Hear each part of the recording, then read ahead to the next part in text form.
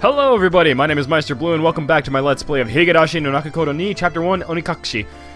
I apologize first and foremost about the last episode. The last episode, what had happened was my video camera didn't record, because my video camera's on my phone, so it usually records perfectly fine, but for some reason, it only recorded like the first 2 minutes of the actual episode, so wasn't gonna put just 2 minutes and then cut it out the rest of the way. I'd rather just have it go consistent throughout the episode. So I apologize that you guys did not get to see me get super blushy and super red-faced when Reina kissed me. So let's continue on, hopefully with face cam this time.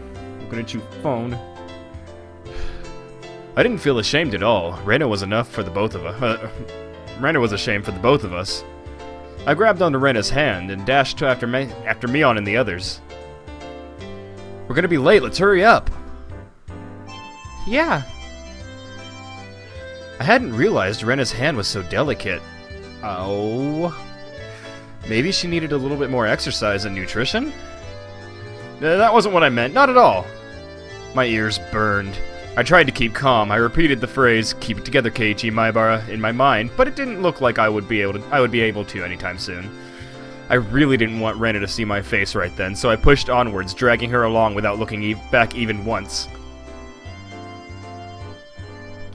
There was already a huge group of people gathered at the altar in front of the shrine. The fire at the altar made it as bright as midday and just as hot. There was a pile of futons warded with sanctified rope in front of the altar. Come to think of it, they did say it was a festival where they did something with the cotton and futons. Keiichi-san! Reina-san! We're over here! Satoko waved her hand for the front row. I'll be right back. Alright, let's see if this does any better. Oh god, this would be old Grandpa Blue going on right now. They're dirty! There we go, let's see if this makes any difference. Haven't worn these things in forever. Satoko waved her hand from the front row. Sorry. Making our way through the mass of people, we reached the spot they'd saved. How was it? Were you able to have a little bit of excitement with Reina? You got mad at me for trying to have excitement with Reina earlier. Even though I wasn't trying to have excitement with Reina earlier, but you still got mad at me. You punk, so that was what your plan was. Instead of replying, Mion gave us a perverse grin. Trying to think, how could she give you... I don't want to know what her perverse grin looks like. How was it, Reina? Was Kei-chan's hand bigger than you thought it would be? Oh! She got decked. Now I gotta fix the headphones. Reina turned bright red, puffs of steam shooting out of her. I heard something slice through the air and turned around to see Mion on the ground with a welt in her face. Mion, when were you hit? Between the ha and the o of her ho, I think. Rena, it's not good to punch your friends to hide your embarrassment. I didn't hit her. Whatever. Thump. The thunderous beat of the drum echoed, silencing the crowd. You must all be quiet, it's beginning. It was a solemn ritual. Rika-chan entered dressed as a shrine maiden, followed by members of the municipal committee. The elders all looked at Rika-chan and clasped their hands in praise. The only thing allowed to disturb the profound silence was the flash from Tomitake-san's camera. What's the big thing Rika-chan is holding? A hoe that's used for this festival. It's a sacred farming tool that only the shrine maiden may touch. It was an awkward shape for a piece of farm equipment, not uncommon for something used in the rituals. After reciting a Shinto prayer, Rika-chan approached the pile of futons gathered at the altar. She swung the hoe skillfully, plowing it into the futons. Each and every little movement of this performance probably had to be done in a certain way. Without a doubt, this was a ritual. What's next? Airing out futons? She's purifying futons that absorbed illnesses from people over the winter.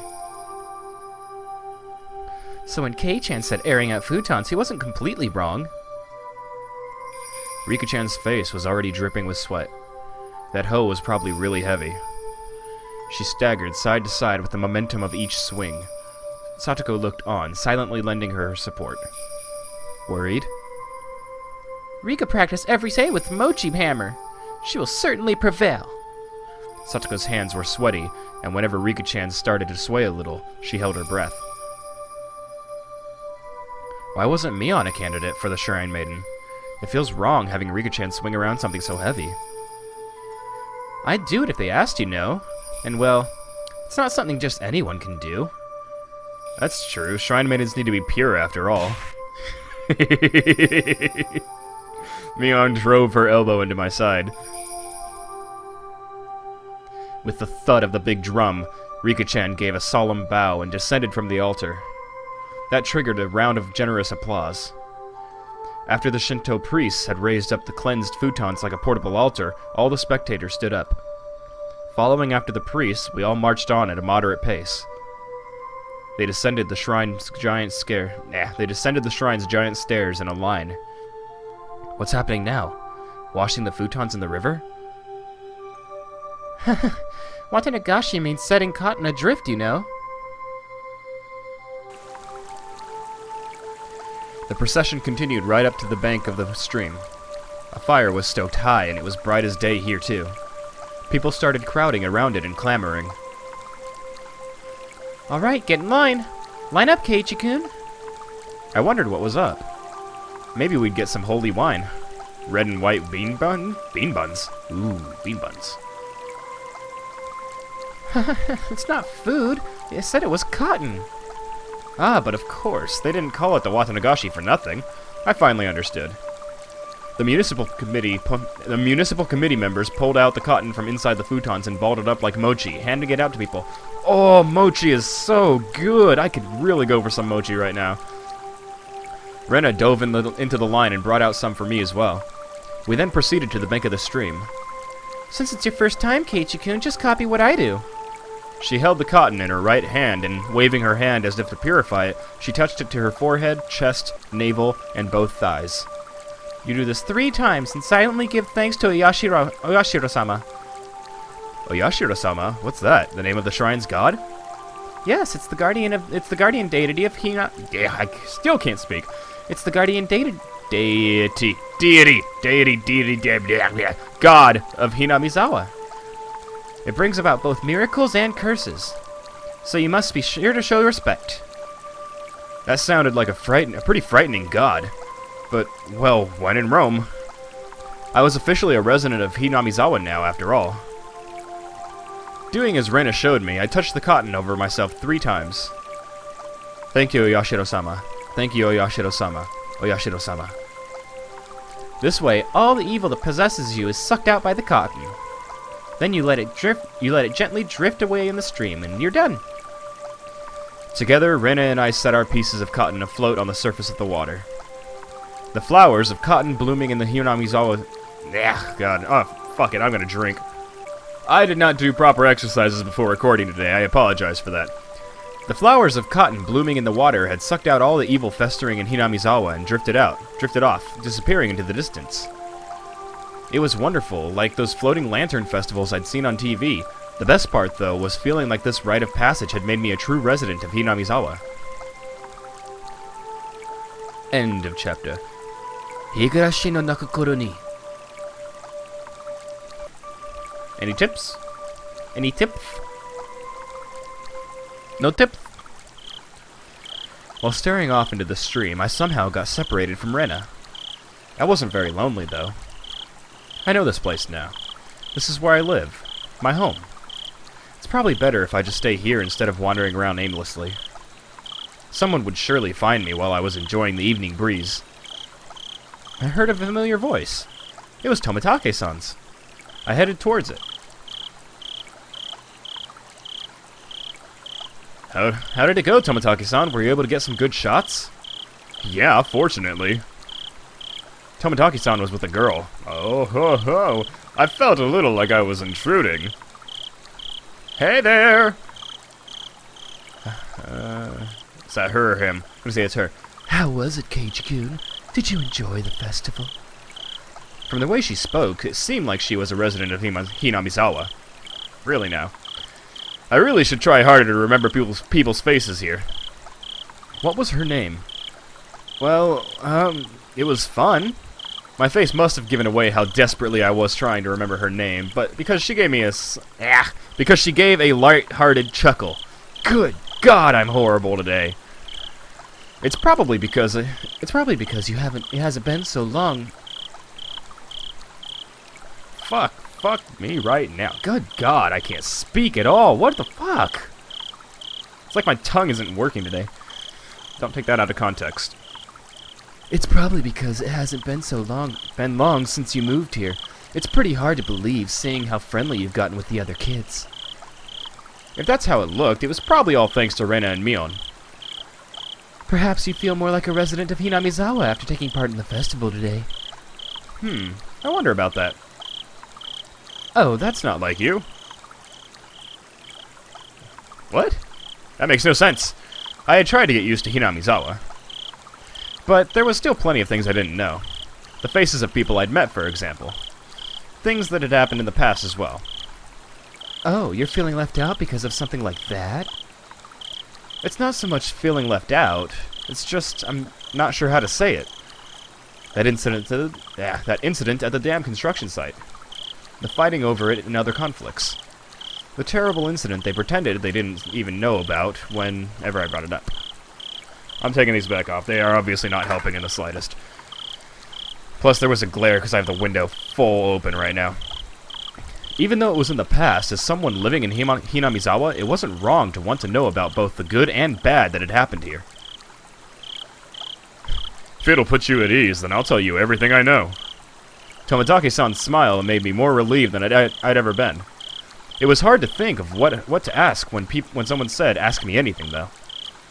Even when there was so much I wanted to ask. Then, could you tell me about what happened when the dam was being constructed? There was a big incident where Hinamizawa... Oh my fucking god! Where Hinamizawa was going to be submerged, right? I think the locals would be more knowledgeable about the dam than I am. Well, if you don't mind, I'll tell you what I know. It's only what I read in the newspaper, though. Tomitake-san's eyes entered an unfocused gaze as he searched through his memory. Then he spoke. The decision to start the dam project was finalized 7 or 8 years ago. I had heard it was the next major project after Kurobe. Kurobe. I don't catch that. There were 3 major issues in Japan at that time. Improving inter-island transport infrastructure, that's a hard word regardless of whether or not I can speak, meeting the higher demand for electricity, and flood control. There was a boom of dam building due to the massive economic stimulus they had provided on top of generating electricity and flood control. I am this close to re-fucking starting this episode. Hinamizawa had the right conditions to support dam construction, so it was singled out. The dam reservoir would have covered quite a lot of ground when it was completed. The entire area, right up to Yagoichi, way upstream, would be underwater. But why did they have to pick a populated area like Hinamizawa? Couldn't they have instead picked a place where nobody lived? Not really sure why, but I heard that it was just the right terrain for building a dam. Of course, there were protests here in Hinamizawa. Rika-chan had said that there was a battle. From that choice of words, I had to guess that things had turned violent. There was a trial, and it was even brought up before the National Diet. National Diet? Diet? Diet. I looked this up back when I was watching Higurashi no Nakakoro-ni, and I think it's like a big government thing I'd have to look it up again. But I think it's pretty much just the higher-ups in Japan at the time. It was covered in the Tokyo newspapers, too. Mion had told me all that as well. Fuck it. Onward with this bullshit episode that I'm doing. I'm sure every resident of Hinamizawa had united to fight together. The feeling of solidarity found here, which could not be expressed properly with mere words, was likely brought about by that battle. As a result, bribery and scandals were brought to light. As things got more and more complicated, they eventually halted construction. If I wanted to know, now was my only chance to ask. It was certainly a bizarre incident that boys my age would be curious about. I felt a little shame from the fact that I was pretty that I was petty enough to have my curiosity piqued by Rena and Mion's refusal to talk about the event. But I figured I might as well ask since I had the chance, just so I would stop thinking about it so much. So there was a dismemberment, right? There was. I happened to be here in Hinamizawa at the time, so I remember it well. Tomitaki-san's answer was... His answer was nonchalant in contrast to my hesitantly forced-out question. It was about this time, 4 years ago. It was the day of the Watanagashi, if I recall correctly. Debate on whether to continue construction on the dam was in disarray. Scandal after scandal rocked the project near the end. The incident that was the final nail in the coffin for the dam project. A fight at the dam construction site ended with the victim being murdered. Fearing prosecution, the 6 assailants divided the remains into 6 pieces and each hid one. 5 of the 6 criminals turned themselves in out of guilt, but 1 was still on the run. The right arm he'd hidden had yet to be found. The major details lined up with what was in the tabloid I read earlier. Oh, that's me. It certainly was a tragic incident, but it wasn't so terrible that Rena and Mion needed to hide it from me. I guess they didn't want someone who just moved here to have a negative impression of Hinamizawa. I felt grateful for having friends who worried so much about me, as well as shame for still being so interested in it. It was near the end of all the trouble with the dam, you see, so everyone was saying that it was Oyashiro-sama's curse. Oyashiro-sama's curse, huh? Oyashiro-sama was the name of the god at the shrine that held the festival today, if I recalled correctly. I see. Their guardian deity rained divine punishment down on the evil dam construction for trying to flood Hinamizawa. Apparently the younger ones didn't think so, but it seems the elderly in the village never doubted that it was Oyashiro-sama's curse. The woman with Tomitake-san said with a mischievous chuckle. How do I do a mischievous chuckle? That's not mischievous in the slightest. It's horrible. Tomitake-san began laughing with her. It was so infectious that Infectious. Is it infectious? I did not notice that either. Infectious? Is that how it is? I've been saying infectious for years. I ended up laughing as well. But I wonder about now. There are quite a few, I think. Amongst the youth, too. A few what? People who believe in Oyashiro-sama's curse. The woman's lips were still curled into a smile, but her expression turned stern. Then after that, it continued every year, always around this time. Continued? What continued? Tomitake-san paused for a second as if to build up some suspense. Then he whispered to me, as if someone might have been listening. Every year, on the day of the Watanagashi, somebody dies. The year following the dismemberment, on the day of the Watanagashi, a man from Hinamizawa who had supported the dam fell off a cliff overlooking some rapids and died while he was on vacation. Unfortunately for his wife, the body was never recovered. He supported the dam construction site even though he lived in Hinamizawa. At the time, there were whispers amongst the elderly saying it was Oyashiro-sama's curse. The woman chuckled mischievously again. Then the next year, the night of the Watanagashi, the shrine's Shinto priest suddenly died from an unknown illness. His wife drowned herself in the bog that night. The shrine's Shinto priest? You mean he was from the shrine here? The woman nodded. There was a rumor amongst the villagers that they weren't able to quell Oyashiro-sama's anger. Then the year after that, again on the night of the Watanagashi, they discovered the battered body of a local housewife. Housewife? Up until now, all these mysterious deaths were people involved with the dam or who had connections with Oyashiro-sama. With that in mind, could the housewife have been involved in some way too? Exactly, the woman stated slyly. No, it was more menacingly. One of the victim's relatives, you see, was connected to the younger brother of the dam supporter who fell to his death 2 years before. With that ominous note, I'm going to cut this episode because I've had to do a bunch of stuff. So, thank you all for watching. I'm going to continue with this ominousness in the next episode. So I hope to see you all then, and I apologize for my inability to speak. Jesus Christ, this is the worst episode I've ever done. You should all downrate this one. Downrate this episode for me. I believe in you. My name is Meisterbloo. I will see you all next time. Peace out.